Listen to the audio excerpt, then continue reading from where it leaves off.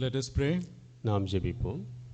Heavenly Father, we thank you and praise you and bless you for this wonderful moment you have given to us to come and worship you. பரமபிதாவே, உம்மை வந்து ஆராதிக்கும்படியாக நீர் கொடுத்திருக்கிற அருமையான இந்த தருணத்திற்காக நன்றி சொல்லி உம்மை துதித்து உம்மை நாங்கள் ஸ்தோத்திரிக்கிறோம். Lord, we thank you that you have given us this particular privilege to come and worship you in peace. ஆண்டவரே, சமாதானத்தோடு வந்து உம்மை ஆராதிக்கும்படியாக இந்த ஸ்லாக்கியத்தை நீர் கொடுத்திருக்கிறீர். Every day, so many of our fellow believers, Christians across the country, are going through so much persecution to come and worship you. ஒவ்வொரு நாளும் எங்களுடைய சகோதரர்கள் விசுவாசிகள் உம்மை ஆராதிக்கும்படி பலவிதமான பிரச்சனைகள் கூடாக உபத்திரவங்கள் கூடாக கடந்து செல்கிறார்கள். Lord, help us to be sensitive to these mercies which you are giving to us. ஆண்டவரே, நீர் எங்களுக்கு கொடுக்கிற இந்த இரக்கங்களை நாங்கள் உணர்வுள்ளவர்களாக இருக்க உதவி செய்யும். Lord, we thank you for the children's retreat which is going on. நடந்து கொண்டிருக்கிற சிறுவர் முகாமுக்காக நன்றி. Lord, we pray that more and many children will be blessed and be taken hold of by you. அதிகமான பிள்ளைகள் ஆசீர்வதிக்கப்படவும் உம்மாலே அவர்கள் பற்றி கொள்ளப்படவும் வேண்டும் என்று நாங்கள் ஜெபிக்கிறோம் ஆண்டவரே. Lord, it is so essential and it is so vital that children get to know you when they are so young, because when they grow old they become corrupted. பிள்ளைகள் வயதாகும் பொழுது சீர்கெட்டு போகாதபடிக்கு அவர்கள் சிறு பிள்ளைகளாக இருக்கும் பொழுது உம்மை அறிந்து கொள்ள வேண்டியது மிகவும் அவசியமான முக்கியமான ஒன்றாக இருக்கிறது. Lord, we pray that you will bless each and every child who comes and attends this retreat. ஆண்டவரே, வந்து இந்த ரிட்ரீட்டிலே பங்கு பெறுகிற ஒவ்வொரு பிள்ளையும் நீர் ஆசீர்வதிக்கும்படி ஜெபிக்கிறோம். Even now as we meditate on this word, let the words of my mouth and the meditations of all our hearts be acceptable in your sight. இப்பொழுதும் உம்முடைய வார்த்தை நாங்கள் தியானிக்கும் பொழுது என்னுடைய வாயின் வார்த்தைகளும் இருதயத்தின் தியானங்களும் உம்முடைய பார்வையில் பிரியமாக இருக்கட்டும். In the name of our Lord and Savior Jesus Christ I pray. Amen. எங்கள் ஆண்டவரும் இரட்சகருமாகிய இயேசு கிறிஸ்துவின் நாமத்தில் ஜெபிக்கிறேன். ஆமென். Even though this is the last Sunday in the first month of the year 2026, 2026 ஆண்டின் முதல் மாதத்தின் கடைசி ஞாயிற்றுக்கிழமையாக இருந்தாலும், and this sermon is I believe is pertinent to the new year and in all the years to come. இந்த பிரசங்கமானது புதிய வருடத்திற்கு ஏற்றது என்றும் வருகிற எல்லா ஆண்டுகளுக்கும் ஏற்றது என்றும் நான் நம்புகிறேன். I have the topic of this sermon is God's new mercies every morning and our own responsibilities. இந்த பிரசங்கத்தினுடைய தலைப்பு ஒவ்வொரு நாள் காலையும் தேவனுடைய புதிய இரக்கங்களும் அதற்கு நாம் கொடுக்கக்கூடிய பிரதிக்கிரியைகளும். God's mercies are renewed every morning. தேவனுடைய இரக்கங்கள் ஒவ்வொரு நாள் காலையும் புதுப்பிக்கப்படுகிறது. There was a Jewish rabbi, very famous rabbi called Ben Jokai in the 2nd century. 2ஆம் நூற்றாண்டிலே பென் ஜோகாய் என்ற ஒரு யூத ரபி ஒருவர் இருந்தார். And one of his students went and asked him, அவருடைய மாணவர்களில் ஒருவன் சென்று அவரை கேட்டான், why did not God furnish the Israelites with that manna for a whole year at one stroke? ஏன் தேவன் இஸ்ரவேலருக்கு ஒரே அடியாக ஒரு ஆண்டுக்கு உரிய மன்னாவை கொடுக்கவில்லை என்று கேட்டார். And why did the Israelites have to go and get it every morning? இந்த இஸ்ரவேலர்கள் எதற்காக ஒவ்வொரு நாள் காலையிலும் போய் அதை பெற வேண்டும்? And this Jewish rabbi told that particular person, அந்த குறிப்பிட்ட நபரிடத்திலே இந்த யூத ரபி சொன்னார், I will explain it to you with a parable, with a kind of a story. அதை உனக்கு ஒரு உவமையோடு ஒரு கதையோடு விளக்குகிறேன். There was this king who had a son. ஒரு ராஜா இருந்தார், அவருக்கு ஒரு குமாரன் இருந்தான். And then he told his son that I will give you your annual allowance for your living, for your pocket money one day in a year, once in a year. அவன் அவருடைய மகனை பார்த்து அந்த ராஜா சொன்னான், உனக்கு ஆண்டிலே ஒரு நாளிலே அந்த ஆண்டிற்கு தேவையான எல்லா விதமான பணத்தையும் நான் கொடுக்கிறேன். Only one day in a year. ஒரே நாளிலே கொடுத்து விடுவேன். So it so happened that the son came to visit the father only on that one particular day when he would receive the allowance. என்ன நேரிட்டது என்றால் இந்த வெகுமதியை பெறுகிற அந்த நாளில் மாத்திரமே வருஷத்தில் ஒரு முறை தான் அந்த மகன் தகப்பனை பார்க்க வந்தான். And the father longed to see the son on the other days, but then the boy was not coming because he had got his money once in a year, and then he said, I will go and meet my father once in a year. மற்ற நாட்களில் மகனை காணும்படியாக தகப்பனார் ஏங்கினார். ஆனால் இவனோ எனக்கு இவர் ஒரு முறை தான் வருஷத்தில் பணம் கொடுப்பார், ஆகவே வருஷத்தில் ஒரு முறை நான் போய் அவரை பார்த்து கொள்வேன் என்று சொல்லிவிடுவான். So the king changed this plan. இந்த திட்டத்தை ராஜா மாற்றினார். He said, son, I will give you a daily allowance, you have to come and meet me daily. அவர் சொன்னார், மகனே நான் உனக்கு அனுதினமும் அந்த பணத்தை தருவேன், நீ வந்து அனுதினமும் என்னிடத்தில் பெற்றுக்கொள்ள வேண்டும். And so it is with our God. அது நம்முடைய தேவனிடத்திலும் அப்படித்தான். That is why his mercies are renewed every morning. ஆகவே தான் அவருடைய இரக்கங்கள் ஒவ்வொரு நாள் காலையிலும் புதுப்பிக்கப்படுகிறது. And it implies that we seek God daily. அதனுடைய அர்த்தம் என்னவென்றால் நாம் தேவனை அனுதினமும் தேட வேண்டும். We don't restrict ourselves to go and meet God once in a year or once in a month or once a week. ஏதோ வருஷத்திற்கு ஒரு முறையோ மாதத்திற்கு ஒரு முறையோ வாரத்திற்கு ஒரு முறையோ போய் நாம் தேவனை சந்திக்கும்படியாக நமக்குள்ளாக விதித்து கொள்ளக்கூடாது. Grace and mercy are both similar gifts from God. கிருபையும் இரக்கமும் தேவனிடத்திலிருந்து வரக்கூடிய ஈவுகள். And the common part of this is both are given without any kind of eligibility or entitlement from any believer. It is out of God's grace and mercy we receive those. இந்த இரண்டிலும் பொதுவான ஒரு காரியம் என்னவென்றால் இதில் எதுவுமே நமக்குடைய தகுதி நிமித்தமாகவெல்லாம் வருவதில்லை. அது தேவன் முற்றிலுமாக அவருடைய கிருபையினால் இரக்கத்தினால் நமக்கு தகுதி இல்லாதவர்களுக்கு தருவது. And what happens? What is grace? கிருபை என்றால் என்ன? Grace is what we get when we don't deserve. கிருபை என்றால் நமக்கு தகுதி இல்லாத பொழுது நாம் பெற்றுக்கொள்வது. And mercy is protecting us from receiving what we deserve. இரக்கம் என்றால் நமக்கு என்ன பெற்றுக்கொள்ளுகிறோமோ அதுக்கு நம்மை அதிலிருந்து பாதுகாப்பது. We hear a lot of preaching on grace nowadays. இந்த நாட்களில் கிருபையை குறித்து அதிக பிரசங்கங்களை கேட்கிறோம். And we all love to get something which we don't deserve. நமக்கு தகுதி இல்லாத எதையாவது பெறுவதை நாம் விரும்புவோம். And this is so focused that the preaching on grace is almost sidestepping our own responsibilities. இதிலே நம்முடைய கண்ணோட்டம் அதிகமாக இருப்பதனால என்ன ஆகிற்று என்றால் நம்முடைய சொந்த பொறுப்புகளை விட்டே நாம் விலகி வரும்படியாக இந்த கிருபை என்று பிரசங்கிக்கப்படுகிறது. And our responsibilities are primarily confession of sins and repentance of sins is not talked about or is not taught when people are preaching about grace.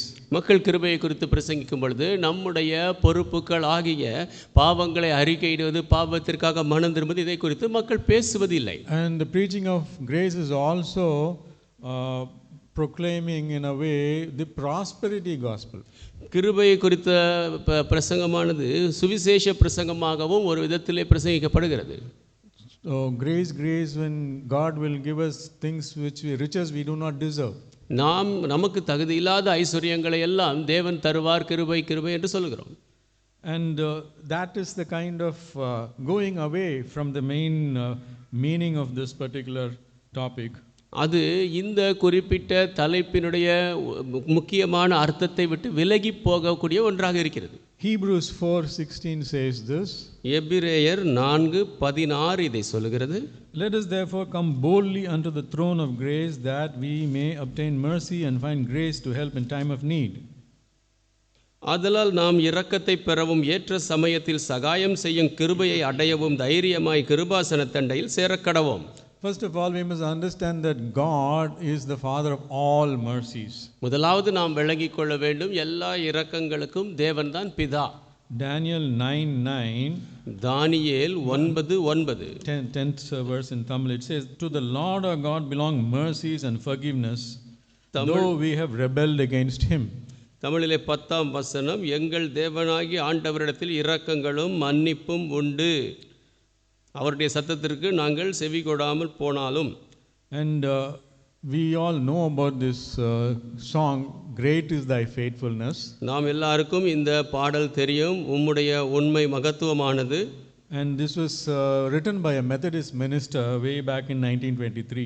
1923ஆம் ஆண்டிலே ஒரு மெத்தடிஸ்ட் சபையை சேர்ந்த ஊழியக்காரர் எழுதினார். And his name is Thomas Chisholm, and he wrote it based on Lamentations 3:22 and 23. அவருடைய பெயர் Thomas Dishan. அவர் புலம்பல்கள் 3:22, 23 சார்ந்து இந்த பாடலை இயற்றினார். He was a minister, he was a pastor of a church, and then he faced a lot of financial challenges, and so much so that he had to go and take a job in the secular world. அவர் ஒரு ஊழியக்காரராக இருந்தார், போதகராக இருந்தார். அவருக்கு அதிக பொருளாதார பிரச்சனைகள் வந்தது. அது நிமித்தமாக அவர் இந்த உலகத்திலே சென்று வேலையும் செய்ய வேண்டியிருந்தது. And he also faced very serious health challenges. அவருடைய ஆரோக்கியத்தில் கூட அதிகமான கஷ்டப்பட்டார். That is when he wrote this song, Great is thy faithfulness. அப்பொழுதுதான் அவர் இந்த பாடலை எழுதினார், உம்முடைய உண்மை தன்மை பெரியது என்று. So many people become bitter when they have health issues, but he was not bitter. அநேக மக்கள் அவர்களுக்கு ஆரோக்கிய குறைவு வரும் பொழுது கசப்படைந்து விடுகிறார்கள். ஆனால் இவர் அப்படி கசப்படையவில்லை. And Henry Graham Greene is a very well-known English writer. Henry Graham green என்பவர் நன்றாக அறியப்பட்ட ஆங்கிலத்தில் எழுதக்கூடியவர். He says this, அவர் இப்படி சொல்கிறார், You cannot conceive, nor can I, of the appalling strangeness of the mercy of God. தேவனுடைய இரக்கத்தின் குறித்து நீங்களோ நானோ கற்பனை செய்ய முடியாது. Really, we do not know. Sometimes when you think back, we do not know why God is doing so much good to us in spite of all our bad things which we are doing. சில நேரங்களிலே நாம் திரும்பி யோசிக்கும் பொழுது நாம் இவ்வளவு மோசமான காரியங்களை செய்கிறோமோ, ஏன் தேவன் நமக்கு நல்ல காரியங்களை செய்கிறார் என்று நம்மால் அறிய முடியாது. That is the quality of God. அதுதான் தேவனுடைய குணாதிசயம். See, the Bible talks about different kinds of mercies. வித்தியாசமான இரக்கங்களை குறித்து வேதம் பேசுகிறது. First it talks about the mercies of David. முதலாவது தாவீதின் இரக்கங்கள். In Isaiah 55:3, ஏசாயா 55:3, Incline your ear and come unto me, hear, and your soul shall live, and I'll make an everlasting covenant with you, even the sure mercies of David. உங்கள் செவியை சாய்த்து என்னிடத்தில் வாருங்கள், கேளுங்கள், அப்பொழுது உங்கள் ஆத்துமா பிழைக்கும். தாவீதுக்கு அருளின நிச்சயமான கிருபைகளை உங்களுக்கு நித்திய உடன்படிக்கையாக ஏற்படுத்துவேன். What is this Davidic covenant? இந்த தாவீதின் உடன்படிக்கை என்றால் என்ன? When you go home, please read this 1 Chronicles 17:11 to 14. நீங்கள் வீட்டுக்கு சென்று 1 நாளாகமம் 17:11-14 வசனத்தை தயவு செய்து படியுங்கள். This was an unconditional covenant between God and David, through which God blesses David and Israel. இது தாவீதுக்கும் தேவனுக்கும் இடையே ஏற்படுத்தப்பட்ட நிபந்தனையற்ற உடன்படிக்கை.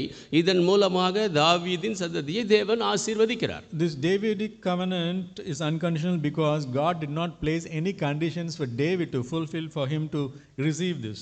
இந்த தாவீதின் உடன்படிக்கை நிபந்தனை அற்றது. ஏனென்றால் தேவன் தாவீது இதை பெற்றுக்கொள்ளும்படியாக நிறைவேற்ற வேண்டிய எந்த ஒரு நிபந்தனைகளையும் இதிலே வைக்கவில்லை. And it basically gives several promises to David. அடிப்படையாக இது தாவீதுக்கு அநேக வாக்குத்தத்தங்களை தருகிறது. It says, when you see this, I will rise up thy seed after thee, and I will establish his kingdom, and he shall build me a house. When we go to read 1 Chronicles 17:11, it is written very clearly in that, I will establish his throne, I will be his father, he shall be my son. I will settle him in my own house and my kingdom forever, and his throne shall be established forevermore.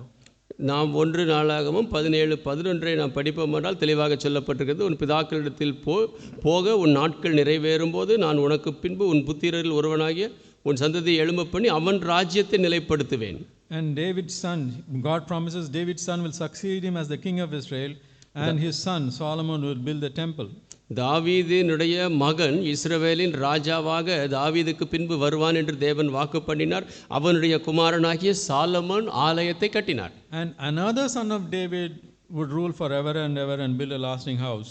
தாவீதினுடைய இன்னொரு குமாரன் ஒரு நித்தியமாக ஆட்சி செய்வார். And Jesus Christ came from the lineage of David. தாவீதின் சந்ததியிலிருந்து இயேசு கிறிஸ்து வந்தார். That is the Davidic covenant, unconditional mercies, unconditional covenant with David. அதுதான் தாவீதின் உடன்படிக்கை. தாவீதோடு நிபந்தனையற்ற இரக்கமாக, நிபந்தனையற்ற உடன்படிக்கையாக அது இருந்தது. God's mercies are unconditional. தேவனுடைய இரக்கங்கள் நிபந்தனையற்றது. But his blessings, God's blessings are conditional. ஆனால் தேவனுடைய ஆசீர்வாதங்களோ நிபந்தனையோடு கூடியது. We read several times in the Bible about the blessings of obedience and the curses of disobedience. அநேக நேரங்களிலே வேதத்திலே நாம் படிக்கிறோம் கீழ்ப்படிதலின் ஆசீர்வாதம், கீழ்ப்படியாமையின் சாபம். But God's mercies are unconditional and they are renewed every morning. ஆனால் தேவனுடைய இரக்கங்களோ நிபந்தனையற்றது, ஒவ்வொரு நாள் காலையும் புதுப்பிக்கப்படுகிறது. Secondly, the Bible talks about tender mercies in many places. இரண்டாவதாக வேதம் அநேக இடங்களிலே மிருதுவான இரக்கம் என்று சொல்லுகிறது. Psalm 51:1 it says this. சங்கீதம் 51:1 இப்படியாக சொல்லுகிறது. Have mercy upon me, O God, according to thy loving kindness, according unto the multitude of thy tender mercies, blot out my transgressions. உமது கிருபையின்படி எனக்கு இரங்கும், உமது மிகுந்த இரக்கங்களின்படி என் மீறுதல்கள் நீங்க என்னை சுத்திகரியும். And tender mercies point to God's compassionate heart that moves him to act immediately, kindly. மிகுந்த இரக்கங்கள் என்று சொல்லும் பொழுது தேவனுடைய மனதுருக்கத்தை குறித்து பேசக்கூடியதாகவும் தேவன் உடனடியாக கிரியை செய்யும்படியாக சொல்லக்கூடியதாக இருக்கிறது. God's mercy is not a cold forgiveness. It is a warm, personal and relationship. தேவனுடைய இரக்கம் என்று சொல்லும் பொழுது அது குளிர்ந்து போன மன்னிப்பு அல்ல, அது நன்றாக அனல் கொண்ட உறவாக இருக்கிறது. Psalm 103:10 says this. சங்கீதம் 103:10 இதை சொல்லுகிறது. He hath not dealt with us after our sins, nor rewarded us according to our iniquities. அவர் நம்முடைய பாவங்களுக்கு தக்கதாக நமக்கு செய்யாமலும் நம்முடைய அக்கிரமத்துக்கு தக்கதாக நமக்கு சரிக்கட்டாமலும் இருக்கிறார். Ezra 9:13 also says this. Ezra 9:13 இதை சொல்லுகிறது. And after all that is come upon us for our evil deeds and for our great trespass, seeing that thou our God hast punished us less than our iniquities deserve, and hast given us such deliverance as this. எங்கள் பொல்லாத செய்கைகளினாலும் எங்கள் பெரிய குற்றத்தினாலும் இவைகளெல்லாம் எங்கள் மேல் வந்தும் தேவரீர் எங்கள் அக்கிரமத்துக்கு தக்க ஆக்கினே எங்களுக்கு இடாமல் எங்களை இப்படி தப்பவிட்டிருக்கிறீர்.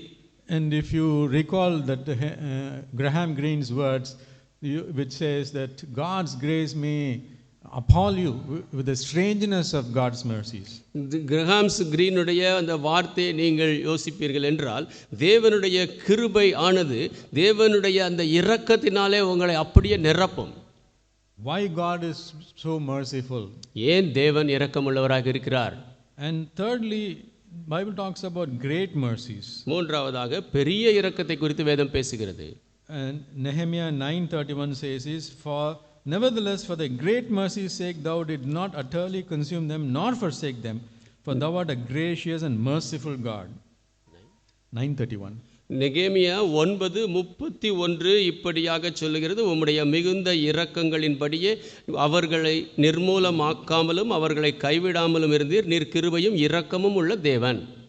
And fourth, we talk about Lord's mercies which we read in the portion today. நான்காவதாக நாம் இன்றைக்கு வாசித்த பாகத்திலே தேவனுடைய இரக்கங்களை குறித்து வாசித்தோம். This book of Lamentation was written by prophet Jeremiah. புலம்பலின் புத்தகம் எரேமியா தீர்க்கதரிசியால் எழுதப்பட்டது. And it was after Jerusalem's destruction. எருசலேமினுடைய அழிவுக்கு பிற்பாடு எழுதப்பட்டது. And the city is ruined and the people are suffering. பட்டணம் அழிக்கப்பட்டது, மக்கள் கஷ்டப்பட்டார்கள். And Jeremiah speaks as though he has experienced this personal affliction.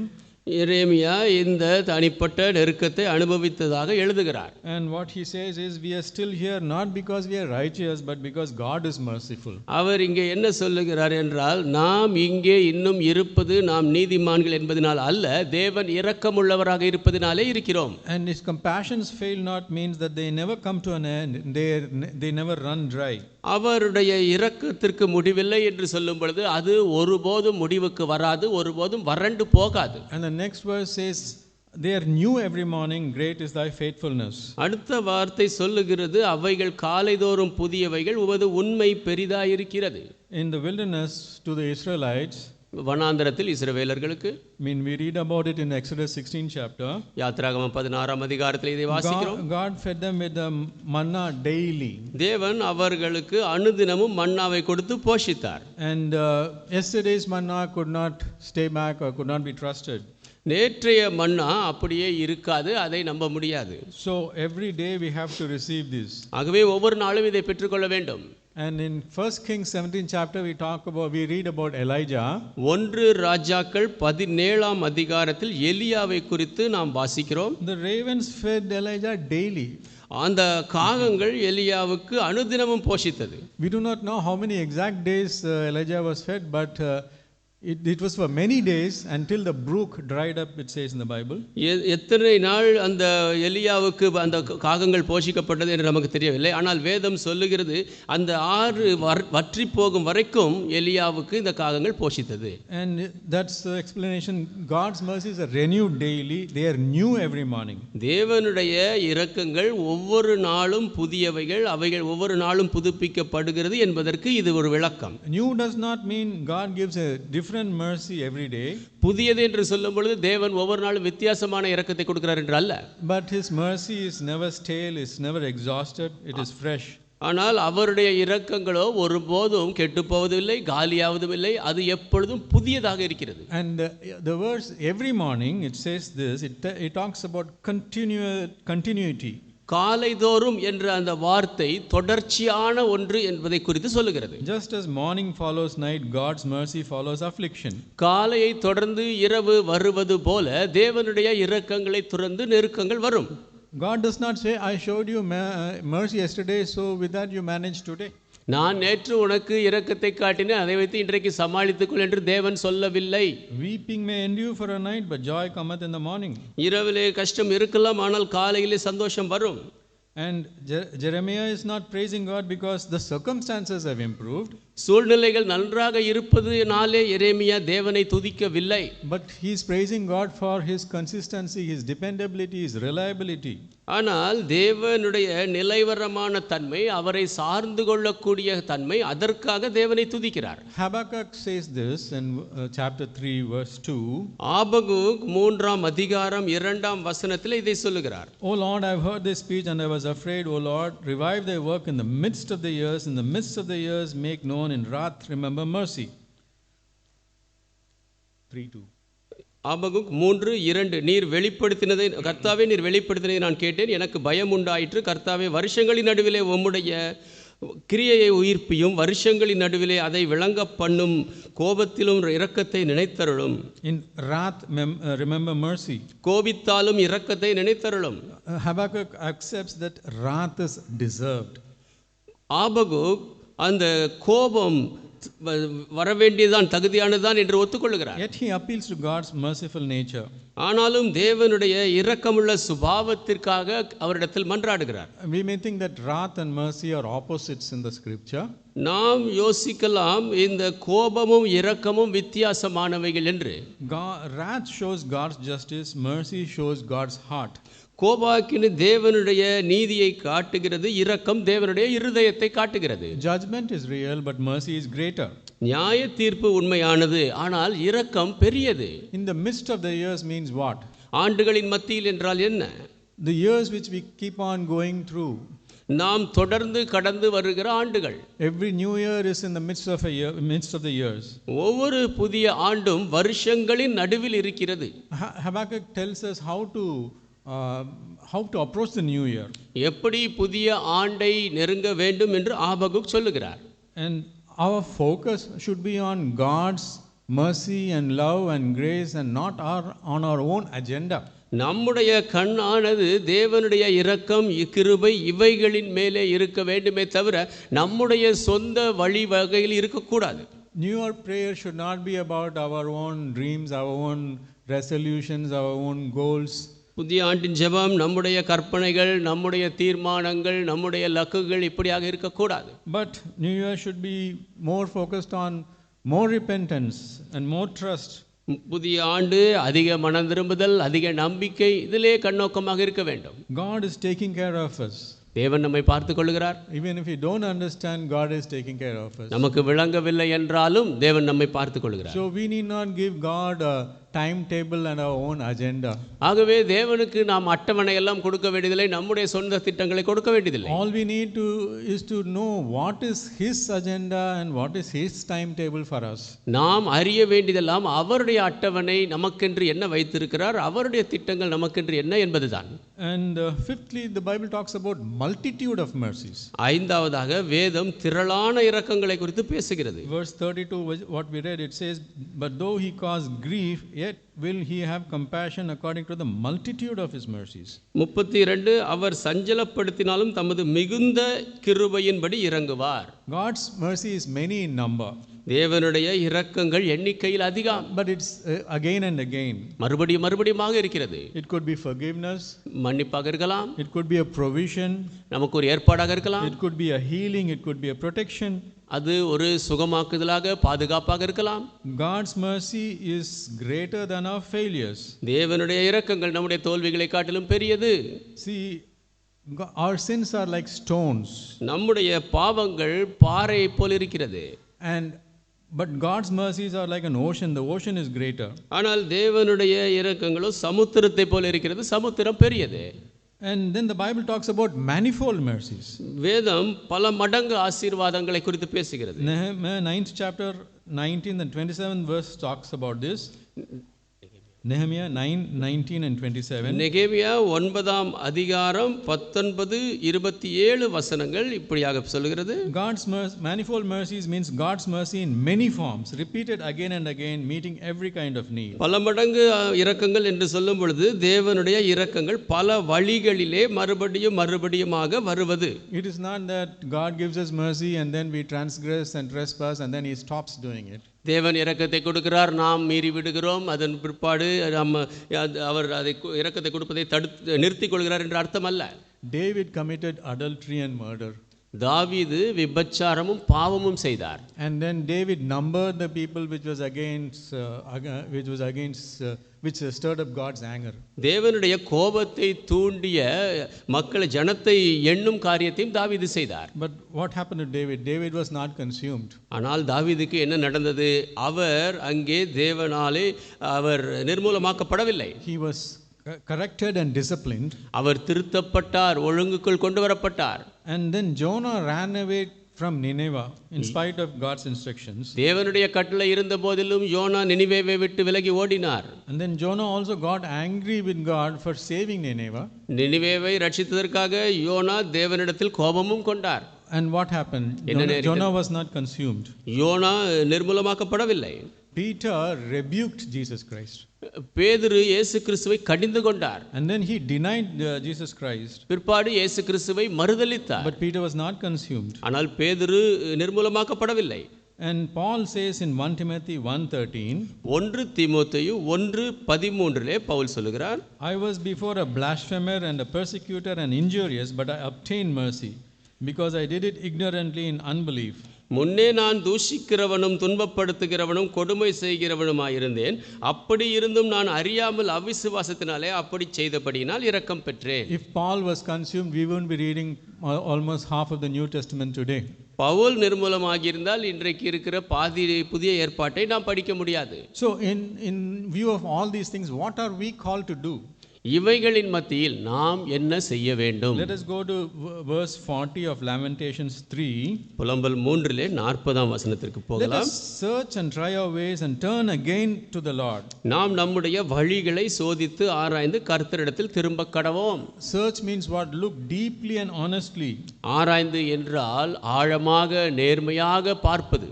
And it's not any superficial repentance. மேலோட்டமான மனம் திரும்புதல் அல்ல. But a very, very intentional self-inspection. ஆனால் நாம் வேண்டும் என்று சுய பரிசோதனை செய்வது. Psalm 139:23 says this. சங்கீதம் 139:23 சொல்லுகிறது, Search me, O God, and know my heart. Try me and know my thoughts. And if there be any wicked way in me, and lead me in the way everlasting. தேவனே என்னை ஆராய்ந்து என் இருதயத்தை அறிந்து கொள்ளும், என்னை சோதித்து என் சிந்தனைகளை அறிந்து கொள்ளும், வேதனை உண்டாக்கும் வழி என்னிடத்தில் உண்டோ என்று பார்த்து நித்திய வழியிலே என்னை நடத்தும். Where did we drift from the last year?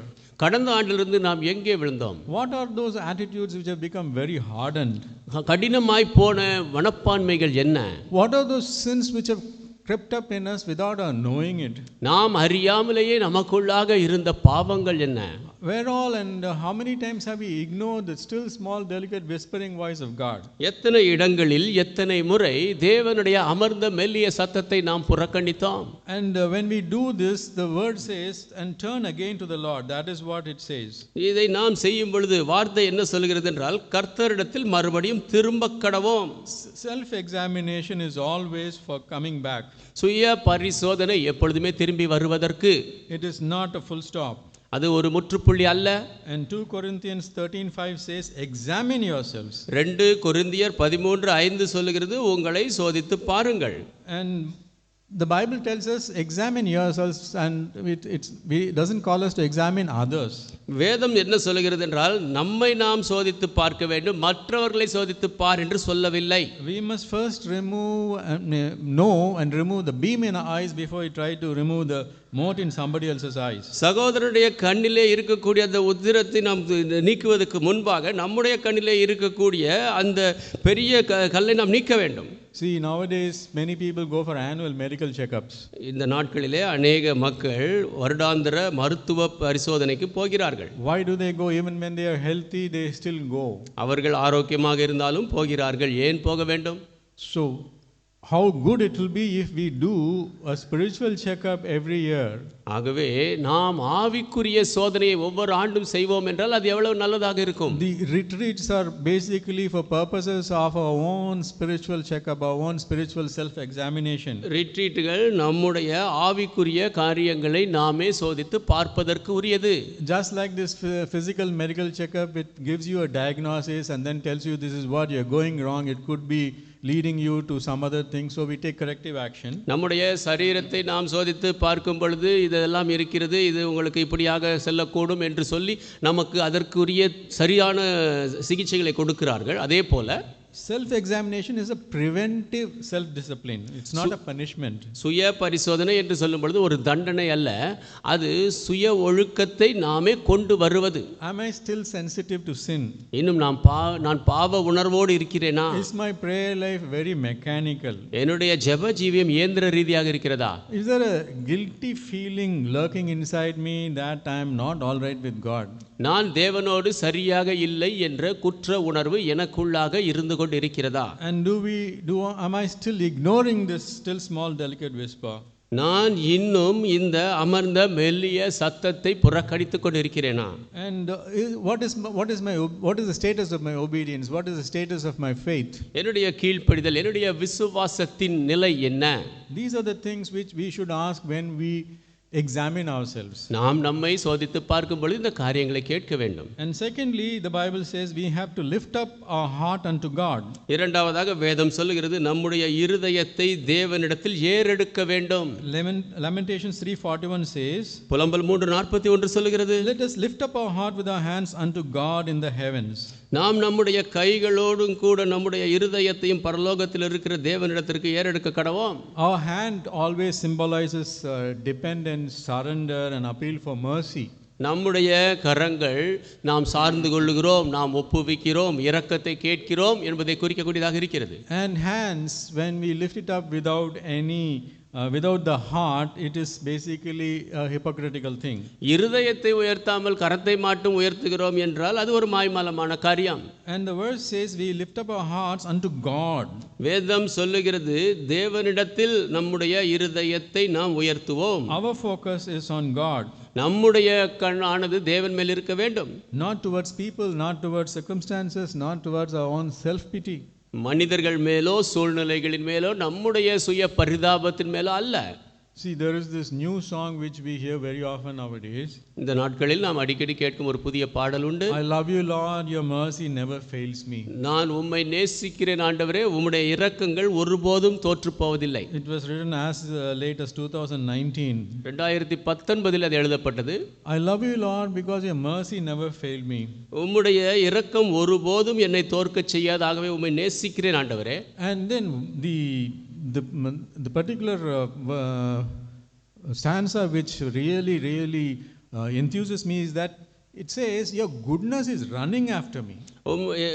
உம்முடைய நன்மை நல்ல தயவானது என் பின்னாலே தொடர்கிறது என்ற அந்த வார்த்தையானது என்னை உற்சாகப்படுத்துகிறது. God's goodness is running after us. தேவனுடைய நல்ல தயவு நமக்கு பின்னாலே தொடர்ந்து வருகிறது. Only we are not sensitive to God's goodness. தேவனுடைய தயவை குறித்து நாம் தான் உணர்வு இல்லாதவர்களாக இருக்கிறோம். If only we'll be sensitive to this God's goodness on a daily basis. அனுதினமும் தேவனுடைய நல்ல தயவை குறித்து நாம் உணர்வுள்ளவர்களாக இருந்தால். And thirdly, we are called to show mercy to others. மூன்றாவதாக மற்றவர்களுக்கு நாம் இரக்கம் காட்ட வேண்டும். The most important and pertinent point is that we have to show the same mercies we receive from God daily to others. மிகவும் முக்கியமான ஒரு காரியம் என்னவென்றால், நாம் தேவனிடத்திலே பெற்றுக்கொள்ளக்கூடிய இரக்கத்தை அனுதினமும் மற்றவர்களுக்கு நாம் கொடுக்க வேண்டும். We all want grace, undeserved, unmerited favor. நாம் எல்லாருமே கிருபையை விரும்புகிறோம். நமக்கு தகுதி இல்லாத போதிலும் அதை நாம் விரும்புகிறோம். But then we are quick to demand justice when there's another person who got hurt. When we are the one who got hurt. ஆனால் நாம் எப்படியாவது பிறராலே பாதிக்கப்படுகிறோம் என்றால் நீதியை உடனடியாக செய்ய வேண்டும் என்று விரும்புகிறோம். There is this parable which is said by Lord Jesus Christ. ஆண்டவராகிய இயேசு கிறிஸ்து சொன்ன ஒரு உவமை உண்டு. Matthew's 18th chapter. மத்தேயு 18ஆம் அதிகாரம் 23rd verse onwards. 23ஆம் வசனத்திலிருந்து It talks about the kingdom of heaven is likened unto a certain king which would take account of his servants. பரலோக ராஜ்யம் தன் ஊழியக்காரரிடத்தில் கணக்கு பார்க்க வேண்டும் என்றது ஒரு ராஜாவுக்கு ஒப்பாயிருக்கிறது. And when he had begun to reckon, one was brought unto him which owed him 10,000 talents. அவன் கணக்கு பார்க்க தொடங்கின போது 10,000 தாலந்து கடன் பட்டவன் ஒருவனை அவனுக்கு முன்பாக கொண்டு வந்தார்கள். But for as much as he had not to pay, the Lord commanded him to be sold, and his wife and children and all that he had, and payment to be made. கடனை தீர்க்க அவனுக்கு நிர்வாகம் இல்லாதபடியால் அவனுடைய ஆண்டவன் அவனையும் அவன் பெண்ஜாதி பிள்ளைகளையும் அவனுக்கு உண்டான எல்லாவற்றையும் விற்று கடனை தீர்க்கும்படி கட்டளையிட்டான். The servant therefore fell down and worshipped him, saying, Lord, have patience with me, and I will pay thee all. அப்பொழுது அந்த ஊழியக்காரன் தாழ விழுந்து வணங்கி, ஆண்டவனே, என்னிடத்தில் பொறுமையாயிரும், எல்லாவற்றையும் உமக்கு கொடுத்து தீர்க்கிறேன் என்றான். Then the Lord of the servant was moved with compassion and loosed him and forgave him the debt. அந்த ஊழியக்காரனுடைய ஆண்டவன் மனதிறங்கி அவனை விடுதலை பண்ணி கடனையும் அவனுக்கு மன்னித்து விட்டான். But the same servant went out and found out one of his fellow servants which owed him 100 pence, and he laid hands on him and took him by the throat, saying, Pay me what thou owe me. அப்படி இருக்க அந்த ஊழியக்காரன் புறப்பட்டு போகையில் தன்னிடத்தில் 100 வெள்ளிப்பணம் கடன் பட்டிருந்தவனாகி தன் உடன் வேலைக்காரர்கள் ஒருவனை கண்டு அவனை பிடித்து தொண்டையை நெரித்து, நீ பட்ட கடனை எனக்கு கொடுத்து தீர்க்க வேண்டும் என்றான். And his fellow servant fell down at his feet and besought him, saying, Have patience with me, and I will pay thee all. அப்பொழுது அவனுடைய உடன் வேலைக்காரன் அவன் காலிலே விழுந்து, என்னிடத்தில் பொறுமையாயிரும், எல்லாவற்றையும் உமக்கு கொடுத்து தீர்க்கிறேன் என்று அவனை வேண்டிக் கொண்டான். And he would not, but went and cast him into prison till he should pay that debt. அவனோ சம்மதியாமல் போய் அவன் பட்ட கடனை கொடுத்து தீர்க்கும் அளவும் அவனை காவலில் போடுவித்தான். And this person's fellow servants saw this, and they went and reported this matter to the king. நடந்ததை மற்ற வேலைக்காரர்கள் பார்த்து ராஜாவிடத்தில் போய் சொன்னார்கள். And the king was very angry. ராஜா மிகவும் கோபமடைந்தார். He said, You are a wicked servant. நீ பொல்லாத வேலைக்காரன். I forgave you all your debt. உன் கடனை எல்லாம் நான் மன்னித்தேன். Should you not have the same compassion on your fellow servant? அதே மனதுருக்கத்தை உன்னுடைய மற்ற வேலைக்காரன் மேல் உனக்கு இருக்க கூடாதா? Even as I had pity on thee. நான் உன்மேல் பரிதாபம் கொண்ட வண்ணமாக. And the king was very angry, and he cast him into prison. ராஜா மிகவும் கோபமடைந்து இவனை சிறையில் போட்டார். See, this is what is required of us. இதுதான் நம்மிடத்தில் எதிர்பார்க்கப்படுகிறது. The king had loosed him, and he set the servant free, and the key word is that he forgave all that servant's debts. ராஜா அவனிடத்தில் சொன்னார், அவனுடைய கடனை எல்லாம் மன்னித்தேன் என்று. Freely we have received, freely you should give. இலவசமாக நாம் பெற்றோம், இலவசமாக கொடுக்க வேண்டும். It is just not enough that if we receive mercy from God on a daily basis and keep quiet about it. அனுதினமும் தேவனிடத்திலே இரக்கத்தை பெற்று அமைதியாக இருந்தால் போதாது. We need to show this mercy to others on a daily basis, just as we receive new mercies from God on a daily basis. நாம் தேவனிடத்தில் அனுதினமும் புதிய இரக்கங்களை பெற்றுக்கொண்ட வண்ணமாக மற்றவர்களிடத்தில் அனுதினமும் இந்த இரக்கத்தை நாம் காட்ட வேண்டும். The golden rule which is written in Matthew 7:12. மத்தேயு 7:12 எழுதப்பட்டிருக்கிற பொன் விதிகள். Therefore all things whatsoever you would that men should do to you, you do ye even so to them, for this is the law and the prophets. ஆதலால் மனுஷர் உங்களுக்கு எவைகளை செய்ய விரும்புகிறீர்களோ அவைகளை நீங்களும் அவர்களுக்கு செய்யுங்கள், இதுவே நியாயப்பிரமாணமும் தீர்க்க தரிசனங்களுமாம். So as we receive mercies from God unconditionally every morning, ஒவ்வொரு நாள் காலையும் நிபந்தனையற்ற விதத்திலே தேவனிடத்திலே நாம் இரக்கத்தை பெறும்போது we are called to show the same mercies to others unconditionally on a daily basis. அதே இரக்கத்தை மற்றவர்களுக்கு அனுதினமும் நிபந்தனையற்ற விதையிலே கொடுக்கும்படியாக நாம் அழைக்கப்பட்டிருக்கிறோம். Paul talks about putting on bowels of mercies. Pavul இரக்கங்களை நாம் தரித்துக் கொள்ள வேண்டும் என்று சொல்லுகிறார். It's bowels of mercies means a very very deep conviction. இரக்கங்களை தரித்துக் கொள்வது ஆழமான உணர்வு. And a conviction which is forcing that person to act. அது அந்த நபரை கிரியை செய்யும்படியாக கட்டாயப்படுத்தும் காரியம். And that is that kind of deep conviction and that force to act which led Jesus Christ to die on the cross for our sins. அப்படிப்பட்ட ஆழமான உணர்வு கிரியை செய்யும்படியான அந்த கட்டாயம் இயேசு கிறிஸ்துவை சிலுவையிலே மரிக்கும்படியாக செய்தது. Compassion from the very very bottom of our hearts. நம்முடைய இருதயத்தின் ஆழத்திலிருந்து மனதுருக்கம். And that is what we should examine ourselves. அதைத்தான் நாம் சோதித்து பார்க்க வேண்டும். Whether we show the same mercy we receive from God daily to others on a daily basis. அனுதினமும் நாம் தேவனிடத்தில் பெற்றுக்கொள்ளுகிற இரக்கங்களை மற்றவர்களுக்கு அனுதினமும் கொடுக்கிறோமா? In this new year let us make that resolution. இந்த புதிய ஆண்டிலே இந்த தீர்மானம் எடுப்போம். That as much as we receive mercies from God, we also will show mercies to others. நாம் தேவனிடத்தில் எவ்வளவு இரக்கங்களை பெறுகிறோமோ அந்த அளவுக்கு மற்றவர்களிடத்திலும் இரக்கத்தை காட்டுவோம். That should be the new year resolution for us. அதுதான் நமக்கு புதிய ஆண்டின் ஒரு தீர்மானமாக இருக்க வேண்டும். If we did that, we'll be following Jesus. அதை நாம் செய்தால் இயேசுவை பின்பற்றுகிறவர்களாக இருப்போம். Summing up today's sermon, இன்றைய பிரசங்கத்தின் முடிவாக we saw that God is the father of all mercies. தேவன் எல்லா இரக்கங்களுக்கும் பிதா என்று பார்த்தோம். We saw about the show mercies of David. தாவீதினுடைய இரக்கத்தை குறித்து பார்த்தோம். Tender mercies of God. தேவனுடைய மிருதுவான இரக்கங்கள். And that God's mercies are renewed every morning. ஒவ்வொரு நாள் காலையும் தேவனுடைய இரக்கங்கள் புதுப்பிக்கப்படுகிறது. And in the new year our focus should be on what is God's agenda and timetable for us instead of our own agenda for God and our own timetable for God. புதிய ஆண்டிலே நம்முடைய நோக்கமானது தேவன் நமக்கென்று வைத்திருக்கிற திட்டங்கள் அட்டவணைகள் என்ன என்பதை பார்க்க வேண்டும். நம்முடைய சொந்த அட்டவணையும் திட்டத்தை பார்க்க கூடாது. We are called to examine ourselves. நம்மை சோதித்து பார்க்கும்படி அழைக்கப்பட்டிருக்கிறோம். What is that examination chiefly which we have to do? நாம் செய்ய வேண்டிய பிரதான சோதனை என்ன? Just as we are receiving mercies from God, are we showing the same mercies to others on a daily basis? நாம் தேவனிடத்தில் இரக்கத்தை பெறுகிற வண்ணமாக அனுதினமும் மற்றவர்களுக்கு அந்த இரக்கத்தை காட்டுகிறோமா? Because God's mercies are renewed. ஏனென்றால் தேவனுடைய இரக்கம் புதுப்பிக்கப்படுகிறது. Great is his faithfulness. அவருடைய உண்மை பெரியது. Let us pray. நாம் ஜெபிப்போம். Heavenly Father, we thank you and praise you. Bless you for this word. பரமபிதாவே, இந்த வார்த்தைக்காக நன்றி சொல்லி துதித்து ஸ்தோத்திரிக்கிறோம். Lord, you are such a good God. ஆண்டவரே, நீர் அவ்வளவு நல்ல தேவன். Lord, your goodness is running after us. ஆண்டவரே, உம்முடைய நல்ல தயவு எங்களை தொடர்ந்து வருகிறது. Lord, we thank you that this word says that your mercies are renewed every morning. ஆண்டவரே, உம்முடைய இரக்கங்கள் ஒவ்வொரு நாளும் புதுப்பிக்கப்படுகிறது என்று உம்முடைய வார்த்தை சொல்லுகிறது. நன்றி. Lord, help us to examine ourselves. ஆண்டவரே, எங்களை ஆராய்ந்து பார்க்க உதவி செய்யும். To see whether we are passing on these mercies to others who owe us something. எங்களுக்கு கொடுக்கப்படுகிற இந்த இரக்கத்தை மற்றவர்களுக்கு நாங்கள் கொடுக்கிறோமா என்று பார்க்கும்படியாக. That is the lesson which we want to learn this day. இந்த நாளிலே அந்த பாடத்தை நாங்கள் கற்றுக்கொள்ள வேண்டும். It is not enough if we know that God's mercies are renewed every morning and it is unconditional and it never fails. தேவனுடைய இரக்கங்கள் ஒவ்வொரு நாளும் புதுப்பிக்கப்படுகிறது, நிபந்தனையற்றது, அது ஒருபோதும் தோற்று போவதில்லை என்று மாத்திரம் அறிந்தால் போதாது. Help us to have the heart to give it to everyone on a daily basis. எல்லாருக்கும் அனுதினத்திலே கொடுக்கக்கூடிய இருதயத்தை கொண்டிருக்க உதவி செய்யும். Without you, we cannot do anything, Lord Jesus.